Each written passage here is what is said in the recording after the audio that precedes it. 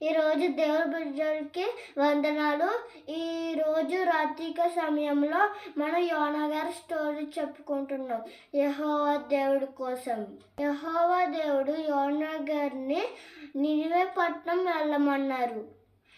యోనా గారు ఏం చేశారంటే నినివే పట్టణం వెళ్ళకుండా తర్షీషు వాడెక్కాడు.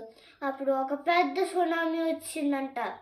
అప్పుడు ఆ యోనా గారు ఏం చేశారు, కిందకి వెళ్ళి పడుకున్నారంట. అప్పుడు పైలట్ వచ్చి నిద్రపోతా ఇక అందరూ పైన లగేజ్లు దుప్పట్లు పడేస్తే నువ్వు ఇక్కడ పడుకున్నావు, ఇక్కడ పడుకుంటే ఇక్కడ పడుకున్నావు హ్యాపీగా అన్నారు. దాని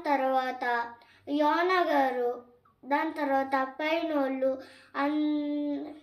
అందరూ బెడ్షీట్లు దుప్పట్లు లగేజ్లు అన్నీ పడేస్తున్నారంట. కానీ సునామీ ఆగలేదంట. అప్పుడు వాళ్ళ పైన వాళ్ళు అందరూ ఒక ప్లాన్ వచ్చిందంట. అప్పుడు వాళ్ళు ఏం రాసుకుంటున్నారంటే ఎవరైనా పేరు వస్తే అని తోసేస్తారు సముద్రంలోకి. అప్పుడు యోనా గారి పేరు వచ్చినట్టు యోనా గారిని కాళ్ళు చేతులు పట్టుకొని విసిరేశారంట.